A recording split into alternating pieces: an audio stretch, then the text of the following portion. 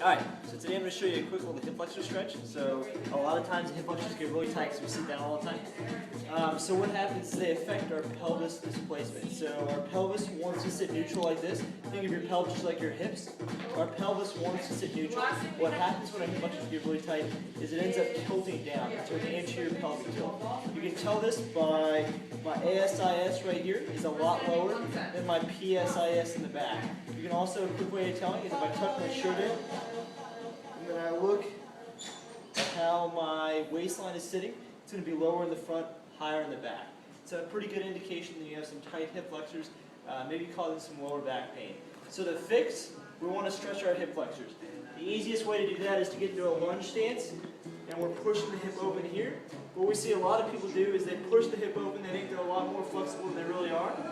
And if I can see my pelvis here is dipping down, judging by the front of my pants are dipping down, the back is still higher, so I'm still accentuating that lower back, that excessive lumbar curve here. And I'm not helping the situation at all. I'm just kind of going through the motions. So what I really want to do is set my hip back, squeeze this glute, and do what's called a posterior pelvic tilt. So I'm pushing the front of my pelvis up, leveling off my pelvis, squeezing my glute, and as you can see, my range of motion is significantly decreased from when I was here to here. I'm getting a much more effective stretch here. So another great stretch to get the hip completely open is right here.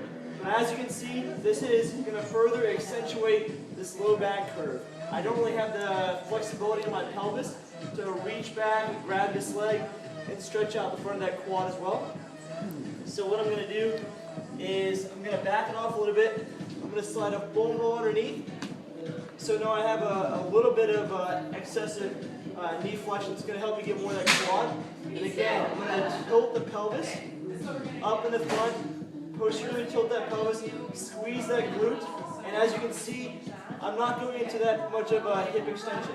It's a very minimal hip extension. My leg's almost even with my body here, so I'm getting a much more effective stretch in the front to help right that pelvis and fix that anterior pelvic tilt. So that's a really effective stretch for the hip flexor group and the quad group.